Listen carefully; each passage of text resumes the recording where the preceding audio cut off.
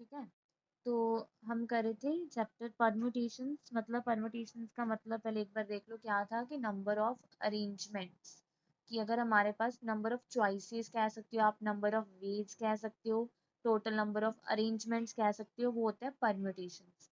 ठीक है, कि अगर हमारे पास क्या है, कोई भी आप एग्जांपल ले सकते हो कि अगर हमने कोई ग्रुप बनाना है तो हमारे पास 6 स्टूडेंट्स हैं मान लो, है ना, 6 बॉयज हैं, 3 गर्ल्स हैं। तो 6 बॉयज हैं मान लो, 3 गर्ल्स हैं। ठीक है, हमने 5 स्टूडेंट्स का ग्रुप बनाना है। ठीक है, तो कैसे बनाएंगे, 3 इसमें से ले सकते हैं, 2 इसमें से ले सकते हैं, या वो कह सकते हैं कि 3 बॉयज होने चाहिए, 2 गर्ल्स होने चाहिए, है ना। तो 3 बॉयज, अब 6 बॉयज में से 3 बॉयज हम कितने वेज में से लेंगे, ऐसे 3 गर्ल्स में से 2 गर्ल्स कैसे लेंगे। तो ये जो टोटल नंबर ऑफ अरेंजमेंट्स हैं, अगर हम ऐसे ही करना शुरू कर दें, हाँ पहले इसको लिया, इसको लिया, इसको लिया, फिर इसको लिया, तो ये बहुत ज्यादा कॉम्प्लिकेटेड हो जाता है और हमसे सही तरह से आंसर नहीं निकलता और एरर्स मिस्टेक्स बहुत होती हैं। ठीक है, इसके लिए यहाँ पे परमुटेशन बनाया। मान लो 3 सीट्स हैं, हमने 2 बच्चों को बिठाना है, तो हम कैसे बिठा सकते हैं। ठीक है, फर्स्ट सेकंड ऐसे बिठा सकते हैं, ऐसे बिठा सकते हैं, ऐसे बिठा सकते हैं। ठीक है, तो ये टोटल नंबर ऑफ वेज को हम क्या कहते हैं, परम्यूटेशंस। ठीक है, तो उसके लिए हमारे पास एक फॉर्मूला है NPR, जिसका मतलब क्या है कि हम जो अरेंजमेंट्स कर रहे हैं वो कैसे कर रहे हैं, टोटल में से कुछ लेके कर रहे हैं। कि जैसे हमने कहा था कि 6 बॉयज है, उसमें से हमें 3 चाहिए। ठीक है, 3 बॉयज 3 गर्ल्स, उसमें से हमें 2 चाहिए। 3 सीट्स हैं, 3 सीट्स पे 2 स्टूडेंट्स को बिठाना है। तो उसको हम कैसे लिखते हैं कि each of the arrangements which can be made by taking some or all number of things called a permutation. या तो हम टोटल ले लेते हैं, मान लो 6 स्टूडेंट्स हैं, 6 ही हमारे पास सीट्स हैं, तो हमने 6 सीट्स हैं, 6 स्टूडेंट्स हैं, तो सारी 6 सीट्स कवर होगी। तो दैट मीन्स यहाँ पे हमारे पास क्या हो गया, सारे इकट्ठे आ गए। ठीक है, तो इसको फॉर्मूले को हम कैसे लिखते हैं, NPR के साथ, जिसका जो किसके इक्वल होता है, n factorial divided bye n minus r factorial. ठीक है, तो इसमें हम क्या करते हैं, अरेंजमेंट्स करते हैं, या तो हम टोटल में से कुछ उठाते हैं या फिर सारे ही उठाते हैं, कि n में से हमने n ही ले लिए, n में से हमने r ले लिए। और जो r होता है वो हमेशा क्या होगा, 1 से लेके इस n के बीच। ठीक है, 1 के इक्वल भी हो सकता है और n के इक्वल भी हो सकता है और 1 के n के बिटवीन में भी हो सकता है। और NPR का फॉर्मूला क्या है, n factorial divided bye n minus r factorial. ठीक है, तो देखो आप, if 5PR equals to 2 into P6 comma R minus 1 find R। ठीक है, अब हमने इसमें क्या फाइंड करना है, R की वैल्यू फाइंड करनी है। तो देखो गिवन क्या है, 5PR, तो 5PR का मतलब 5 factorial divided bye 5 minus R factorial which is equals to 2 into, now permutation of 6 comma r minus 1, that means 6 factorial divided by 6 minus r minus 1 factorial। ठीक है, ये n होता है यार, इसको हम ऐसे भी लिख सकते हैं। तो ये हमारे पास क्या आ गया देखो, 5 factorial divided by 5 minus r factorial equals to 2 into 6 factorial divided by 6 minus r plus 1, that is 7। ये हो गया हमारे पास 7 minus r factorial। ठीक है, अब हम इसको कैसे सॉल्व करेंगे, तो यहाँ पे आप देख सकते हो ये 5 फैक्टोरियल है, ये 6 है, तो 6 को हम 5 तक खोल सकते हैं। और यहाँ पे 5 माइनस आर है, यहाँ पे 7 माइनस आर है, और 7 माइनस आर को हम 5 माइनस आर तक खोल सकते हैं। ठीक है, हमने ये देखना होता है, जो बड़े वाला है उसको हमने, जो बड़े वाला फैक्टोरियल है उसको हमने छोटे वाले में कन्वर्ट करना होता है। ठीक है, जो उससे लेस वाला है। ठीक है, तो हम यहाँ पे कैसे करेंगे, इसको लिखेंगे 5 फैक्टोरियल, इसको हम कुछ नहीं करेंगे, और यहाँ पे 6 फैक्टोरियल को क्या करेंगे, 6 इंटू 5 फैक्टोरियल, और 7 माइनस आर को ऐसे लिख सकते हैं 7 माइनस आर, एक बार -1 करेंगे 6 माइनस आर, फिर एक बार और करेंगे 5 माइनस आर। अब देखो ये कैंसिल हो गया, ये कैंसिल हो गया, तो हमारे पास हो गया 7 minus r into 6 minus r equals to 12। अब आप इसको दो मेथड से कर सकते हो, एक तो बाय मिडल स्प्लिटिंग टर्म, और एक हमने किया था बाय इंस्पेक्शन मेथड, जिसमें ये था कि अगर ये आपके पास कंसेक्टिव टर्म्स हैं, मतलब अगर ये 8 है और ये 7 है ना, ऐसी है ना, 7 माइनस आर, एक माइनस किया 6 माइनस आर। तो इसको भी अगर हम कंसेक्टिव टर्म्स में कन्वर्ट कर दें, 12 को लिख सकते हैं 4 × 3। ठीक है, तो ग्रेटर वाला ग्रेटर के इक्वल होगा और स्मॉलर स्मॉलर के इक्वल। तो यहाँ से भी हम आर की वैल्यू को निकाल सकते हैं। तो आर की वैल्यू कितनी आ गई 3। ये दोनों से ही सेम आएगी, चाहे आप यहाँ से निकालो चाहे आप यहाँ से निकालो। ठीक है, तो अगर ये आप इसको कंसेक्टिव टर्म्स में तोड़ सकते हो तो आप ये मेथड लगा सकते हो, बाय इंस्पेक्शन मेथड। अदरवाइज आप मिडल स्प्लिट टर्म कर सकते हो। ठीक है, नेक्स्ट है if p n minus one comma three p n comma four, ये क्या है, रेशो, रेशो गिवन है, is equals to 1:9, then find n. तो एन की वैल्यू फाइंड करो। ठीक है, अब इन दोनों की रेशो गिवन है 1:9। चलो इसका मतलब क्या है, n minus one comma three का n minus one factorial divided by n minus one minus three factorial. ठीक है, रेशो का मतलब यहाँ पे क्या आएगा, n factorial by n minus four factorial which is equals to 1/9। ठीक है, तो यहाँ पे देखो हमारे पास क्या हो गया,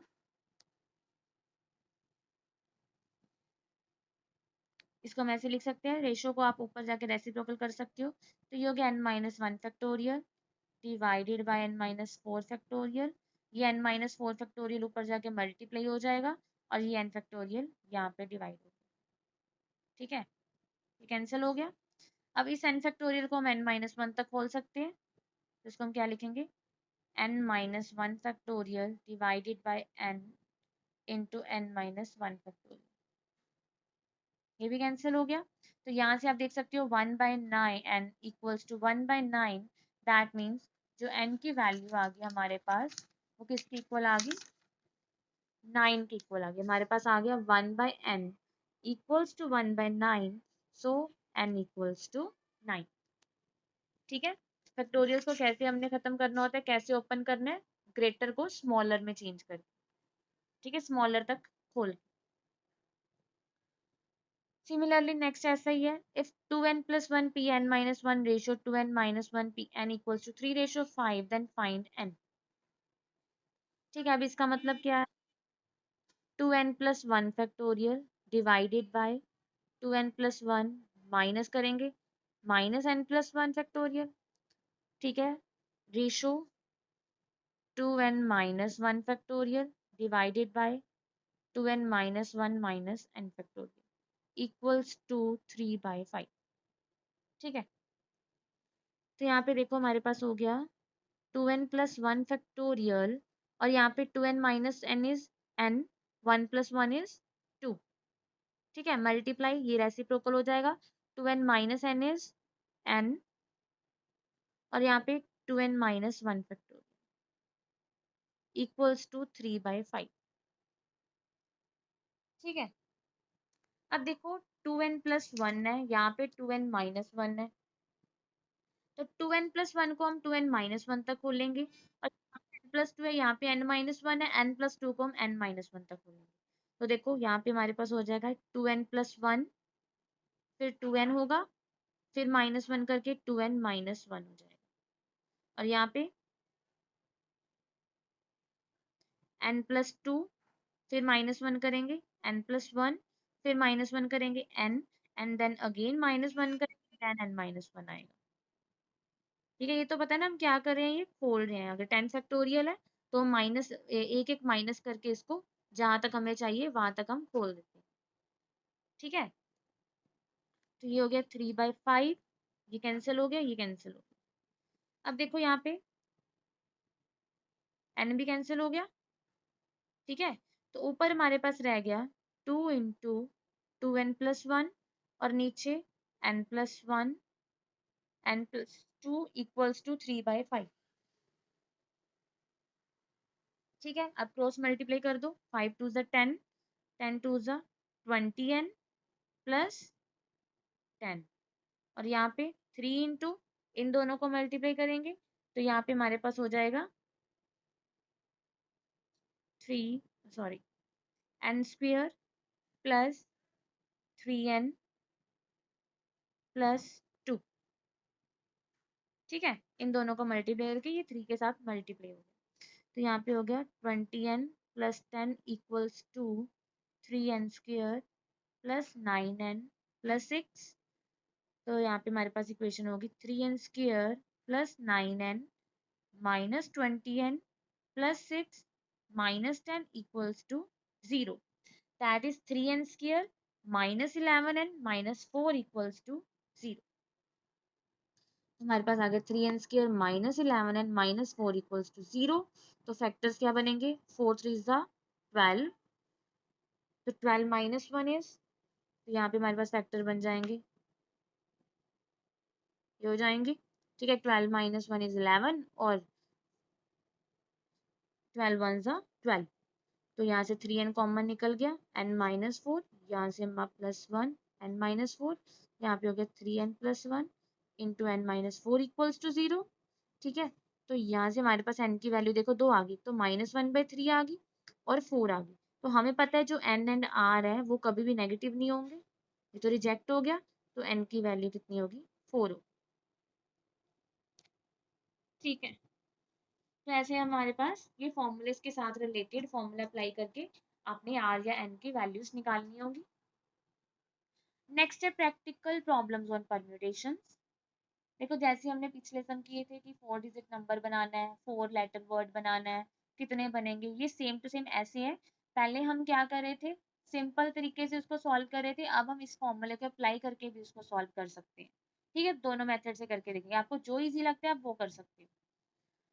नाउ देखो, in how many ways 3 different rings can be worn in 4 fingers with at most 1 in each finger। अब कह रहे हैं कि 3 डिफरेंट रिंग्स हैं, ठीक है, उनको हमने 4 फिंगर्स में डालना है, जिसमें क्या है कि ईच फिंगर में एटमोस्ट ज्यादा से ज्यादा एक रिंग होनी चाहिए। ठीक है, रिंग्स 3 है, फिंगर्स हमारे पास यहाँ पे कह रही है फिंगर्स 4 है, रिंग्स 3 है, हमने उन रिंग्स को फिंगर्स में डालना है। तो टोटल नंबर ऑफ वेज बताओ। ठीक है, तो पहले तो देखो अगर हम पिछले वाले मेथड से करें तो क्या है, हमारे पास 3 रिंग्स है। ठीक है, तो 4 फिंगर्स है, दैट मीन्स फर्स्ट रिंग के लिए कितनी चॉइसेस है, 4 चॉइसेस है। अब उन्होंने ये चीज की है कि एक फिंगर में एक ही रिंग होनी चाहिए। ठीक है, तो सेकंड रिंग के लिए हमारे पास 3 चॉइसेस होगी। क्यों, बिकॉज एक फिंगर में एक ही रिंग होनी चाहिए, तो जो रिंग एक फिंगर में पाएगी उसमें एक कोई और नहीं पाए और कोई और नहीं डाल सकते। ठीक है, तो थर्ड रिंग के लिए 2 चॉइसेस है। ठीक है, तो ये हमारे पास आंसर आ जाएगा 24। ठीक है, अगर हम पिछले मेथड से करें, तो चलो हम इसको फॉर्मूले के साथ ट्राई करते हैं। फॉर्मूले के साथ हम ट्राई क्या करेंगे, देखो तो जो फिंगर्स हैं वो कितनी है, 4 एंड रिंग्स कितनी है, 3। ठीक है, तो हम इसको ऐसे कर सकते हैं, कह सकते हैं कि जो टोटल नंबर ऑफ वेज होंगे वो क्या होंगे, नंबर ऑफ अरेंजमेंट्स, आप कह सकते हो टोटल नंबर ऑफ वेज क्या है, फिंगर्स 4 है। अब देखो 4 फिंगर्स हैं, 3 रिंग्स के लिए 3 फिंगर्स ही लेंगे हम, है ना। तो दैट मीन्स हमारे पास जो टोटल नंबर ऑफ अरेंजमेंट्स है वो क्या है, कि या तो हम क्या करेंगे, हमारे पास 4 फिंगर्स है, या इन तीनों में डाल लेंगे, या इन तीनों में डाल लेंगे, है ना, या फिर और आप कर सकते हो इसको छोड़ के इन तीनों में डाल देंगे, बहुत सारी आएंगी। उसको हम ऐसे लिख सकते हैं 4p3, कि 4 फिंगर्स में से हमने 3 फिंगर्स ले ली रिंग्स के लिए। ठीक है, फॉर्मूले के साथ आप ऐसे कर सकते हो, इसको कैसे करेंगे, 4p3, दैट मीन्स कि टोटल नंबर ऑफ फिंगर्स तो 4 गिवन है हमें, बट हमारे पास जो रिंग्स है वो 3 है, तो 4 में से जो रिंग्स है वो 3 फिंगर्स में पड़ेंगे। तो इसको हम कैसे लिखेंगे, 4p3, 4 में से हमने 3 फिंगर्स ले ली फॉर द रिंग्स। ठीक है, इसको सॉल्व करोगे, n factorial divided bye n minus r factorial, 1 factorial is 1 and 4 factorial is 24। ठीक है, आप ऐसे भी कर सकते हो, आप ऐसे भी कर सकते हो, जैसे मर्जी कर सकते हो। नेक्स्ट देखो, in how many ways can 6 person stand in a Q, Q means line, तो कितने वेज के साथ 6 पर्सन एक लाइन में खड़ सकते हैं। अब देखो यहाँ पे 6 पर्सन की बात हो रही है, अगर 6 पर्सन है ना, अगर बंदे 6 हैं, देन जहाँ पे वो खड़ेंगे वो प्लेसेस भी तो 6 होंगी ना, मतलब जहाँ जहाँ पे वो खड़ेंगे वो प्लेसेस भी कितनी होंगी, 6 होंगी। एक प्लेस पे एक बंदा एक टाइम पे एक प्लेस पे ही हो सकता है, 2 प्लेसेस पे तो एक टाइम पे नहीं हो सकता। तो दैट मीन्स अगर हम, आप देखो दोनों मेथड से करके दिखा रही हूँ मैं आपको। तो अगर हम सिंपल से करें तो हम करेंगे इस प्लेस के लिए यहाँ पे खड़ा है तो यहाँ पे 6 चॉइसेस है, फिर यहाँ पे 5 चॉइसेस है, यहाँ पे 4 चॉइसेस है, यहाँ पे 3, यहाँ पे 2, यहाँ पे 1। ठीक है, तो ये हमारे पास आ गया 6 फैक्टोरियल, सॉरी, हाँ इसको हम लिख सकते हैं, ये 6 फैक्टोरियल हो गया, दैट इज 720। अगर हम इस फॉर्मूले के साथ देखते हैं तो हम क्या देखेंगे कि टोटल नंबर ऑफ पर्सन कितने हैं, 6 है। ठीक है, टोटल नंबर ऑफ पर्सन हमारे पास कितने हैं, 6। तो नंबर ऑफ वेज क्या होंगे, total number of ways so that 6 persons stand in a queue is 6p6। 6 he person हैं, सीट्स हमें पता नहीं है, अगर वो कहते हैं कि 4 सीट्स पे बिठाने हैं, 3 पे बिठाने हैं, 8 पे बिठाने हैं, फिर हम देखते हैं कैसे हैं। वो कह रहे हैं 6 पर्सन है, लाइन में खड़ना है, तो 6 ही पर्सन है, 6 ही सीट्स चाहिए, तो दैट मीन्स वो क्या हो गया, 6p6 which is equals to 6 factorial which is also equals to 720। ठीक है, तो ये चीज क्या होगी, टोटल नंबर ऑफ वेज होंगे जो 6 पर्सन ने खड़ना है, वो क्या होगा, same as the number of arrangements, 6 different things taken at a time. कि अगर इसका मतलब ये होगा कि हमने 6 थिंग्स ली हैं, उसको हमने एक साथ इकट्ठा ले लिया तो वो 6p6 हो गया। ठीक है, नेक्स्ट देखो, हाँ इसमें आपको समझ आ जाएगा थोड़ा सा और। तो देखो नेक्स्ट है हमारे पास, it is required to seat 8 men and 4 women in a row so that the women occupy the even places, and how many such arrangements are possible। अब वो क्या कह रहे हैं यहाँ पे, ध्यान से देखो, it is required to seat 8 men and 4 women in a row। एक रो में हमने 8 मैन और 4 वुमेन को बिठाना है, ठीक है, सीट देनी है। बट जो वुमेन है वो ऑक्यूपाई द इवन प्लेसेस, जो वुमेन है वो इवन प्लेसेस पे होनी चाहिए। ठीक है, मतलब इवन प्लेसेस पे हमने वुमेन को बिठाना है। तो how many such arrangements are possible, कैसी अरेंजमेंट्स पॉसिबल होंगी यहाँ पे। तो पहले तो देखो हमारे पास टोटल नंबर ऑफ पर्सन हो गए 12। ठीक है, सबसे पहले टोटल नंबर ऑफ पर्सन देखो कितने हो गए, टोटल नंबर ऑफ थिंग्स देखो, 8 मैन है, 4 वुमेन है, 12 हो गए। ठीक है, 8 मैन 4 वुमेन। अब वो कह रहे हैं जो वुमेन है उनको हमने, उसको हमने इवन प्लेसेस पे बिठाना है, दैट मीन्स वुमेन के लिए जो चॉइस होगी हमारे पास, जो इवन प्लेसेस हैं वो कितनी होंगी, देखो देयर आर 6 इवन प्लेसेस होंगी हमारे पास।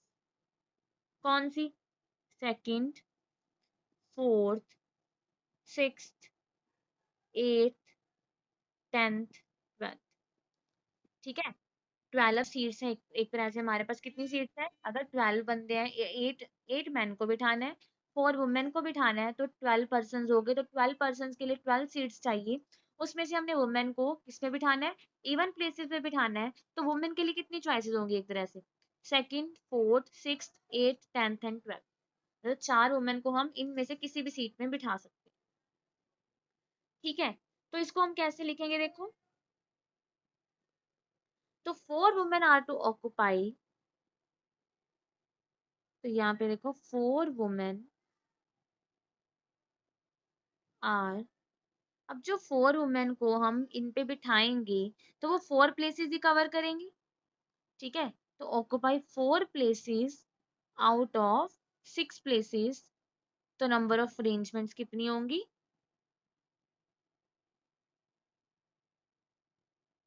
6p4।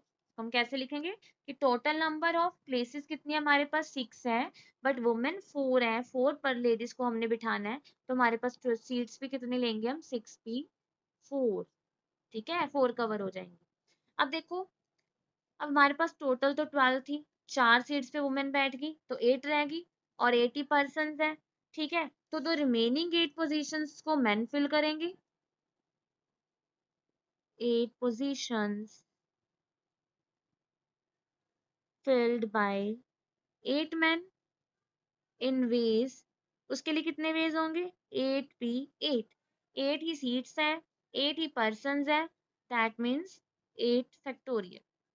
अब दोनों ने इकट्ठे बैठना है, ठीक है। जब ये इकट्ठे बैठेंगे तभी एक रो बनेगी, तो दैट मीन्स ये दूसरे दोनों एक दूसरे पे डिपेंड कर रहे हैं, तो यहाँ पे हम क्या करेंगे? मल्टीप्लाई। तो total number of such arrangements क्या हो जाएंगी?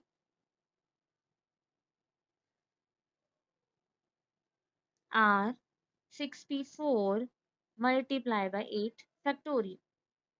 ठीक है ना। 6p4 इक्वल्स टू, इसको आप सोल्व करोगे 360 आएगा। 8 factorial is 40320, then it becomes 14515200। ठीक है, इसमें क्या है, हमारे पास टोटल कुछ और होता है, उसमें से हमने लेने कुछ होते हैं, मतलब एन टोटल होता है, आपका आर क्या होता है जो हमें चाहिए। ठीक है, तो 8 प्लेसेस वुमेन के लिए थी, उसमें से हमें, सॉरी 6 प्लेसेस वुमेन के लिए थी, पर 4 वुमेन थी, तो दैट मीन्स हमें 4 प्लेसेस ही चाहिए। तो वुमेन को बिठाने के लिए कितने नंबर ऑफ वेज हो गए? 6p4, और जो रिमेनिंग प्लेसेस थी वो 8 थी, और जो मैन रह गए थे वो भी 8 थे, तो 8 मैन को हम 8 सीट्स पे बिठाएंगे, तो 8 मैन के लिए 8 चॉइसेस थी, तो दैट मीन्स 8p8। तो total number of such arrangements के आगे इन दोनों को क्या कर दिया? मल्टीप्लाई। ठीक है, नेक्स्ट देखो, how many different signals can be made given using any number of flags from 5 flags of different colors। बस यहाँ पे आपने अरेंजमेंट्स निकालनी है, टोटल नंबर ऑफ वेज निकालने हैं। अब यहाँ पे हमें चाहिए डिफरेंट सिग्नल्स। वो कह रहे हैं कितने सिग्नल्स बन सकते हैं डिफरेंट डिफरेंट। अगर हमारे पास टोटल नंबर ऑफ फ्लैग्स कितने हैं? 5 है। सबसे पहले तो टोटल लिखा करो आपके पास क्या है, फिर देखा करो वो क्या कह रहे हैं, कैसे हमने क्या करना है। टोटल नंबर ऑफ फ्लैग्स हमारे पास 5 है, हमने 5 फ्लैग्स को यूज करके सिग्नल्स बनाने हैं। ठीक है, और उन्होंने ये नहीं कहा कि आपने एक फ्लैग ही यूज करना है, या दो यूज करने हैं, या तीन करने हैं, या चार करने हैं, या पांच करने हैं। उन्होंने कहा है एनी नंबर ऑफ फ्लैग्स आप यूज कर सकते हो। तो इसका मतलब ये हो गया कि हम केसेस ले लेंगे कि पहले हम एक फ्लैग के साथ सिग्नल्स बना रहे हैं, सेकंड केस ले लेंगे कि दो फ्लैग्स के साथ सिग्नल बना रहे हैं, थर्ड केस में तीन फ्लैग्स के साथ। ज्यादा से ज्यादा हम 5 फ्लैग्स के साथ ले सकते हैं, और कम से कम एक के साथ ले सकते हैं। ठीक है, तो हम यहाँ पे कह सकते हैं कि द सिग्नल्स जो हमने बनाने हैं, द सिग्नल्स वो कैसे बनेंगे? Can be made by using eight a time, एक टाइम पे हम कितने सिग्नल्स को यूज कर सकते हैं? या तो 1, या फिर 2, या फिर 3, या फिर 4, और 5 फ्लैग्स। ठीक है, तो signals can be made by using eight a time 1 और 2 और 3 और 4 और 5 फ्लैग्स। तो यहाँ पे हमारे पास 5 केसेस हो जाते हैं, हम इसको सीधा इकट्ठा भी लिख सकते हैं।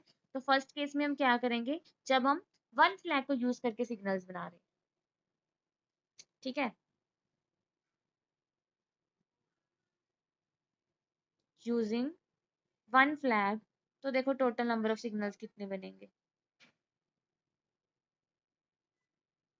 टोटल नंबर ऑफ फ्लैग्स कितने हैं? 5। तो उसमें से हम कितने यूज कर रहे हैं? 1। तो इसमें क्या आ जाएगा? 5p1 which is equals to 5। np1 equals to n, ये मैंने आपको दो लिखवाए थे, ये याद ही कर लो चाहे। npn किसके इक्वल होता है? n फैक्टोरियल के। और np1 किसके इक्वल होता है? n के। ठीक है, ये चीज आप सीधी लगा सकते हो। तो जब हमने एक फ्लैग के साथ सिग्नल्स बनाने हैं, तो हमारे पास कितने आ गए? 5 आ गए। तो सेकंड केस लेते हैं हम, जब दो फ्लैग्स यूज कर रहे हैं। ठीक है, आप इसको सीधा भी लिख सकते हो, चलो यहाँ पे लिख लो। तो यूजिंग 2 फ्लैग्स, तो टोटल नंबर ऑफ सिग्नल्स कितने बनेंगे? टोटल फ्लैग्स 5 है, 5 में से 2 यूज कर रहे हैं, that means 5 factorial upon 2 factorial which is equal to 5 into 4 into 3 into 2 factorial. तो ये हो गया हमारे पास 60। ठीक है, थर्ड केस लेंगे हम, जब हम 3 फ्लैग्स यूज कर रहे हैं, तो 5p3 आ जाएगा। तो ये हो गया 5 इंटू 4 इंटू 3 फैक्टोरियल, ये हो गया 5 into 4 is 20। Fourth case 5p4, sorry 1 factorial, तो ये हो गया हमारे पास 5 into 4 into 3 into 2 into 1 which is equals to 120। और फिफ्थ हो गया 5p5 which is equals to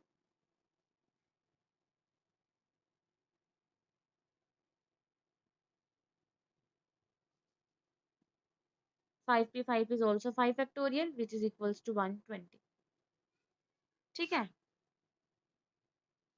तो total number of required signals क्या होंगे? देखो आपने इसको सीधा ऐसे भी लिख सकते थे, मैंने केसेस लेके, आप इसको ऐसे भी कर सकते हैं 5p1 plus 5p2 plus 5p3 plus 5p4 plus 5p5। जैसे हमने यहाँ पे केसेस लिए ना, तो हमने ऊपर तो बता ही दिया कि या तो हम 1 फ्लैग को यूज कर सकते हैं या फिर 2 को या फिर 3 को। तो total number of required signals क्या आएंगे?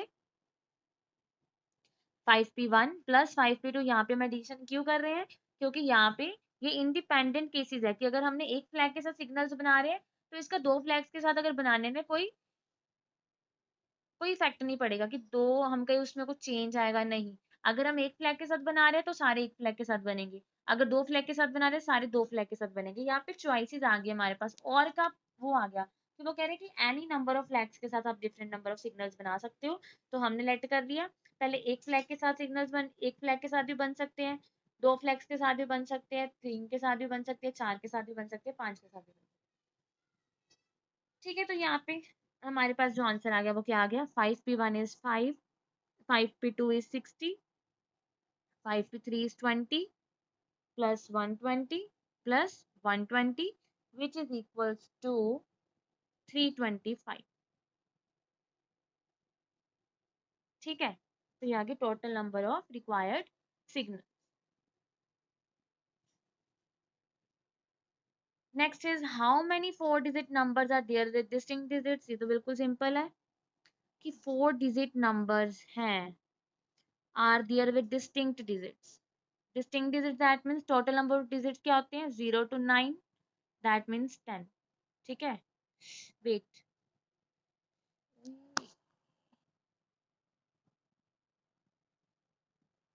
हाँ जी, total how many 4 digit numbers are there with distinct digits. तो हमारे पास जो टोटल नंबर ऑफ डिजिट्स होते हैं वो होते हैं 0 to 9। अगर आपको नहीं गिवन कि 5 डिजिट के साथ बनाने हैं या 6 के साथ बनाने हैं, कई बार आपको गिवन होते हैं ना 1 2 3 4 5 के साथ ही बनाने हैं, तो हमें नहीं गिवन तो हम टोटल नंबर ऑफ डिजिट्स लेते हैं 10 विच आर 0 to 5। ठीक है, अब देखो यहाँ पे वो कह रहे हैं कि total number of 4 digit numbers निकालो, distinct digit that means repetition is not allowed. ठीक है, कोई भी रिपीट नहीं होगा नंबर जो एक बार आ गया। तो अब देखो अगर हम 0 to 9 डिजिट्स को यूज कर रहे हैं, तो यहाँ पे कुछ ऐसे नंबर्स भी आएंगे जो यहाँ पे 0 से स्टार्ट होंगे। 0 तो यहाँ पे भी आ सकता है ना। तो पहले हम क्या करेंगे, देखो पहले हम टोटल ले लेंगे। चलो, टोटल नंबर ऑफ डिजिट्स कितने हमारे पास? वो है हमारे पास 10। और हमें कितने बनाने हैं?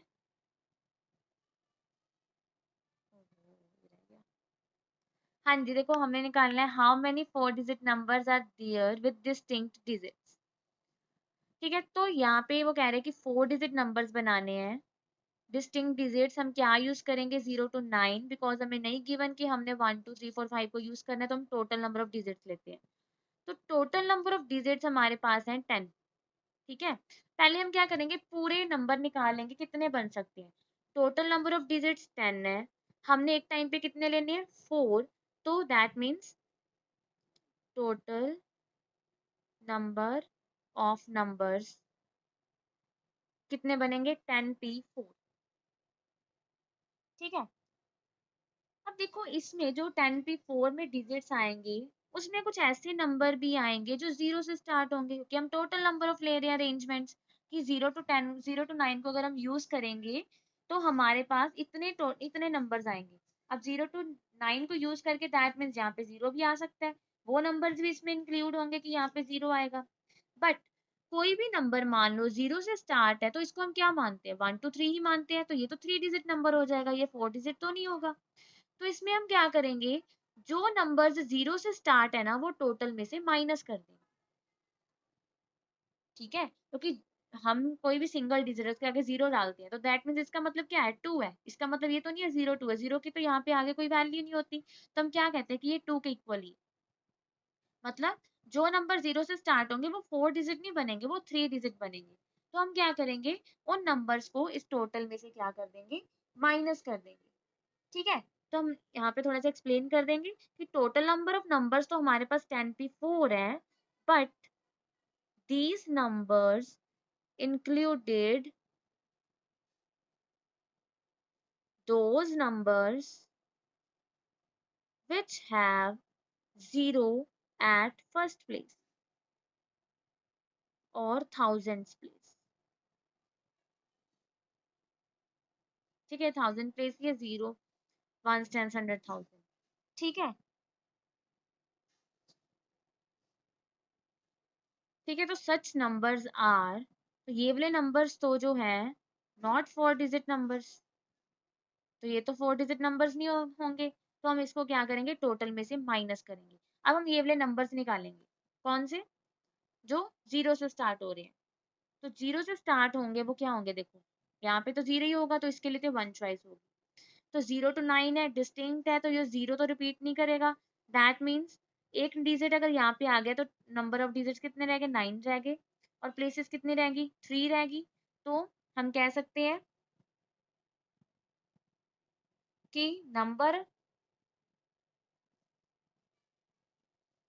Of numbers starting with digit 0 are 9p3।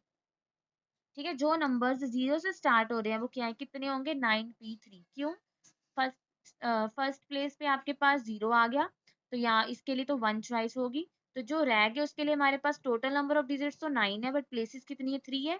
तो 9 में से हम 3 नंबर ही ले सकते हैं। ठीक है, और वो 3 नंबर्स कौन से होंगे, कितने अरेंजमेंट्स होंगे, वो हम इसको परमुटेशन के साथ यूज कर सकते हैं। तो number of number starting with 0 और 9p3, तो total number of required numbers वो कितने आएंगे आपके पास, टोटल में से हमने इनको माइनस कर दिया, 10p4 माइनस 9p3। इसको अगर आप सॉल्व करोगे तो 10p4 आपके पास बनेगा 5040, 9p3 is 504 which is equals to 4536। ठीक है, तो ये आ गया हमारे पास total number of 4 digit numbers which are not starting with the digit 0। ठीक है, ये चीज आपने ध्यान रखनी है वो क्या कह रहे हैं निकालने के लिए। देखो देखने को बिल्कुल सिंपल लग रहा था कि 4 डिजिट नंबर्स निकालने हैं, डिजिट्स अलग अलग यूज होने चाहिए, तो वो 10p4 आ गया। ठीक है, बट यहाँ पे हमारे पास अगर देखो वो कहते हैं कि इनको यूज करके बनाने हैं 1 2 3 4 5 6, तो हम सिंपल 6p4 कर देते। यहाँ पे 0 है ही नहीं कि 0 से स्टार्ट होगा। ठीक है, बट यहाँ पे टोटल नंबर ऑफ डिजिट्स लेने थे, तो 0 वाले नंबर्स भी आएंगे, पर जो नंबर 0 से स्टार्ट होते हैं वो 4 डिजिट नंबर्स नहीं होंगे। तो हमने क्या किया, जो 0 से स्टार्ट होते हैं वो भी निकाल के हमने टोटल में से माइनस कर दिया। ठीक है, नेक्स्ट देखो, 10 different letters of an alphabet are given. अब हमारे पास 10 डिफरेंट लेटर्स गिवन है अल्फाबेट के, ये बिल्कुल सिंपल है। With 5 letters are formed from these given letters. अब देखो यहाँ पे गिवन है ना कि हमें 10 लेटर्स गिवन है, हमने 5 लेटर्स का वर्ड बनाना है, तो कितने बनेंगे वो, तो कहते हैं determine the number of words which have at least one letter repeated. अब यहाँ पे ये चीज क्या कह रहे हैं, at least one letter repeated का मतलब क्या है, देखो टोटल नंबर ऑफ लेटर्स हमारे पास हैं 10, जो भी डिफरेंट है वो जो गिवन है वो कितने हैं, 10 गिवन है। हमने बनाने हैं 5 लेटर्स का वर्ड, तो वो कह रहे हैं कितने बनेंगे।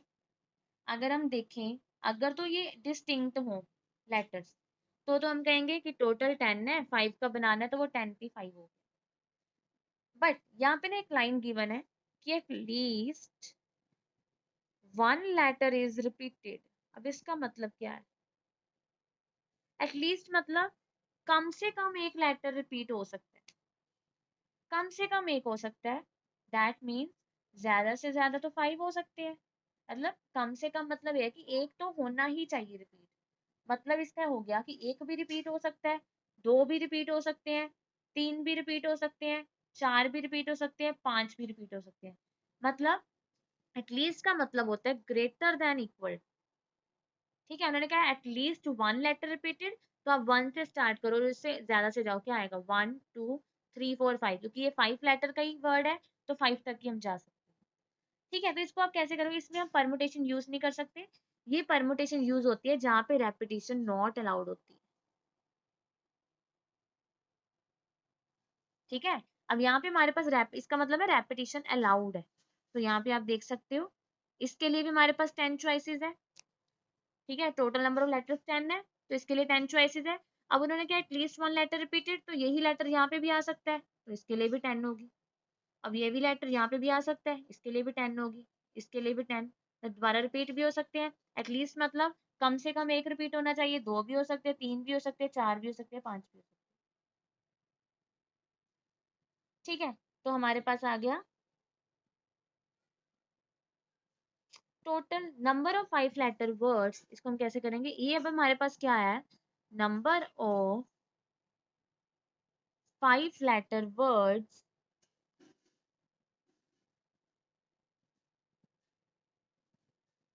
when one or more letter is repeated, more letter is repeated, which is to 10 raised to power 5। ठीक है,